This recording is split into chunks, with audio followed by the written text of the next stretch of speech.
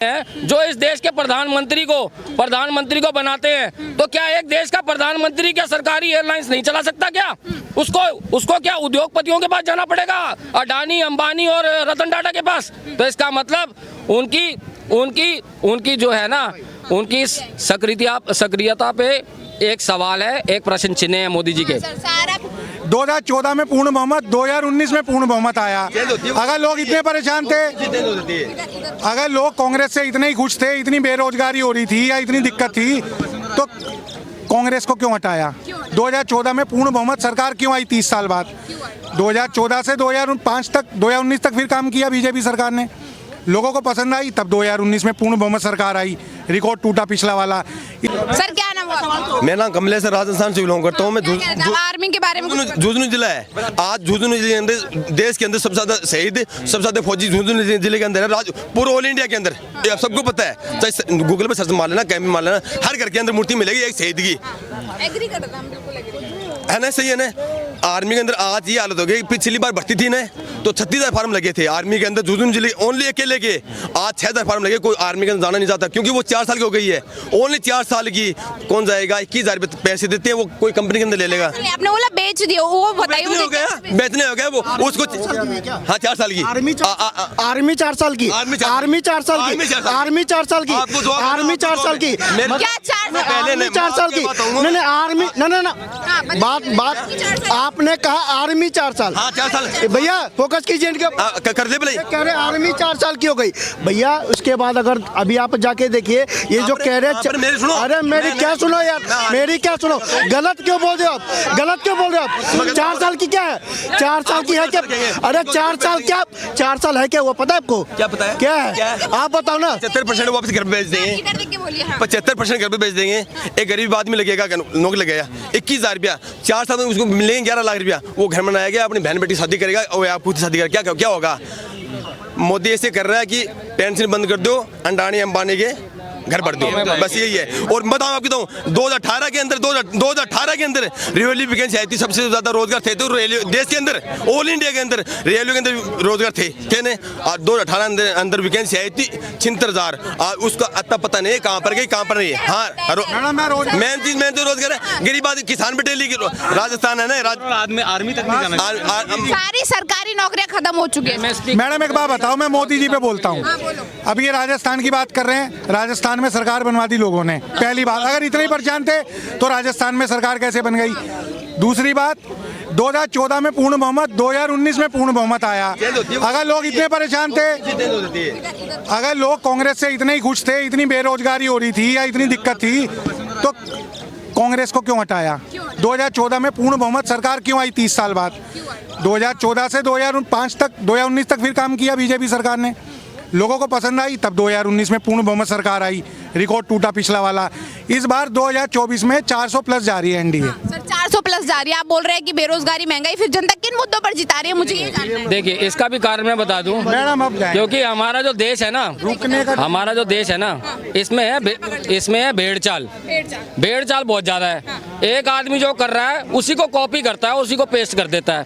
तो हमारे देश का सबसे बड़ा मुद्दा तो ये है, क्योंकि इस देश का युवा फैक्चुअल मुद्दा बताओ, ये मुहावरे मत गवाओ आप यहाँ पे कि ये बोल दे भेड़ चाल चल रहे, तथ्य बताओ मुझे। दूसरी बात बता दे तो मैं आपको, मैं इस देश के युवा से जानना चाहता हूँ, जितने भी लोग यहाँ खड़े हैं, आज देश के अंदर इतना प्राइवेटाइजेशन बढ़ चुका है। मेरा एयर इंडिया कहाँ है? जो इस सरकार की जो इस देश की शान थी, एयर इंडिया जो हर देश की शान होती है, लोकल एयरलाइंस, वो आज कौन चला रहा है? रतन टाटा। कौन? पहले कांग्रेस की सरकार चलाया करती है, उससे पहले की सरकारें चलाया करती थी एयर इंडिया को। जो भी केंद्र में होता था वो चलाती थी एयर इंडिया को। आज एयर इंडिया रतन टाटा चला रहे हैं। बड़े बड़े उद्योगपति की जेब में सारा पैसा जा रहा है। ज्यादा विश्वसनीय कंपनी हिंदुस्तान के अंदर कोई नहीं है, ना तो अंडानी ना अंबानी। आज की डेट में अगर ये टाटा का नाम ले रहे हैं ना, यहाँ पे जितने लोग खड़े हैं, इनमें से एक आदमी बोल देगा टाटा पे विश्वास नहीं करता। अगर टाटा चला रही है तो बहुत अच्छी बात है ना मैम। रतन टाटा जैसा आदमी नहीं है हिंदुस्तान के अंदर, पहली बात। पॉजिटिव तरीके से बता रहे हैं, ये पॉजिटिव इनका तरीका बताने का। मैं इनसे यही जानना चाहता हूँ, ये जा चुके हैं, इनसे मैं ये जानना चाहता हूँ, तो फिर केंद्र में 500 500 से ऊपर की संख्या के जो एमपी हैं जो इस देश के प्रधानमंत्री को बनाते हैं, तो क्या एक देश का प्रधानमंत्री क्या सरकारी एयरलाइंस नहीं चला सकता क्या? उसको क्या उद्योगपतियों के पास जाना पड़ेगा, अडानी, अंबानी और रतन टाटा के पास? तो इसका मतलब उनकी जो है ना, उनकी सक्रियता पे एक सवाल है, एक प्रश्न चिन्ह है मोदी जी के। सबसे अंबानी अडानी की अब सुनिए सुन लीजिए, ये अडानी चिल्ला रहे थे, अडानी, अंबानी, टाटा, तीनों उद्योगपति बता दिए। अडानी चिल्ला रहे थे और कह रहे थे हमने 2000 किलोमीटर भारत जोड़ो यात्रा में हमने पैदल चलाए, देश भर का भ्रमण किया है और मोहब्बत की दुकान खोलने की बात कर रहे थे। लेकिन जब मोहब्बत की दुकान राजस्थान लेकर गए तो राजस्थान की जनता ने डिलीट का बटन दबा दिया, छत्तीसगढ़ में भी डिलीट दबा दिया और मध्य प्रदेश में भाई साहब रिपीट का बटन दबाया, ठीक है। और अभी भाई साहब कह रहे थे अडानी, ये भाई हमारे तेलंगाना जहाँ पर ईवीएम हैक नहीं होती है, जहाँ पर ईवीएम हैक नहीं हुई, इनके हिसाब से ये कह रहे पता नहीं इन्होंने कर लिए या क्या हुआ, या इनको आता है ईवीएम हैक करना। ये कह रहे भाजपा वाले ईवीएम हैक करते हैं, लेकिन कांग्रेस की सरकार बनी है तेलंगाना में और ये है अडानी जी से इनके बेटे मिलते हैं। और पोर्ट ये देखिए, बिल्कुल Karan Adani, CEO Adani ports and SEZ limited, क्या एयरपोर्ट बेच दिया तेलंगाना का? क्या तेलंगाना को कांग्रेस ने बेच दिया? क्या हैदराबाद को कांग्रेस ने बेच दिया? और खरीदा है क्या किसने? देखिए, ये वो लोग हैं जो मलाई खाते हैं। जब राजस्थान में सत्ता थी ना तो अडानी की मलाई कांग्रेस वाले खा रहे थे, छत्तीसगढ़ में सत्ता थी तो अडानी की मलाई कांग्रेस वाले खा रहे थे। अब तेलंगाना में नई सरकार बनी है, हिम्मत हो तो जाके करो ना PIL, हिम्मत हो तो करो। अभी क्यों करोड़ों का आपने उनसे साइन किया डील, क्यों एग्रीमेंट आपने साइन किया? आप जाके एग्रीमेंट बंद कीजिए और अडानी को जेल भेजने का काम कीजिए। मलाई खाने में आप आगे रहते हो, जैसी सरकार नहीं बनती आप मलाई खाने पर आ जाते हैं। जो राहुल गांधी स्टार्ट करने वाले भारत न्याय जोड़ो यात्रा, क्या बेनिफिट है इसका और क्या न्याय दिलाना चाहते हैं राहुल गांधी जी? आप एक आम जनता है, क्या मन में विजन है? क्या भारत जोड़ो यात्रा फेल हो गई? नहीं, भारत जोड़ो यात्रा फेल हो गई क्या? ये 2000 किलोमीटर चलने के बाद, 3 राज्य डिलीट होने के बाद इनको पता चला कि भैया भारत जोड़ो यात्रा से कोई काम नहीं होगा, न्याय यात्रा निकाल दो ना। राहुल गांधी जी, आपको न्याय की बात करनी है, जाइए पटना। परसों की बात है, दलित बच्चियों के साथ बलात्कार हुआ था और नीतीश कुमार, आपके घमंडिया गठबंधन का नेता, चुप बैठा है और विधानसभा के पटल पर महिलाओं के लिए किस तरह के अमर्यादित शब्द का उसने उपयोग किया। दलित बच्चों के साथ बलात्कार हुआ और छोटे बच्चों के साथ ना अभी तक अपराधी पकड़े गए, ना कोई कानूनी कार्रवाई हुई। जाके दीजिए न्याय करने का काम, लेकिन उस न्याय की बात। राहुल गांधी ऐसे दावे करे कि 10 साल में जो अन्याय किया जो मोदी जी ने, न्याय दिलाएंगे हम इस यात्रा के दौरान, क्या कहेंगे? Again I repeat my self, मैं दोबारा बताना चाहूँगा कैमरे पे ma'am, I am not into politics. सरकार किसी की भी बने, मुझे फ़र्क नहीं पड़ता मोदी से, मुझे फ़र्क नहीं पड़ता राहुल गांधी से, ठीक है। मैं तो ना तो राजनीति में था कभी और ना मैं किसी राजनेता से कभी मैं खुश रहा हूँ, जब से 84 से लेके इंदिरा गांधी के समय से लेके और आज मोदी के समय तक। अरे एक मिनट भाई साहब, एक मिनट। आप बिल्कुल देखिए, यहाँ पे कोई पॉलिटिक्स से नहीं है और यहाँ पे कोई विधायक MLA MP बनने वाले नहीं है।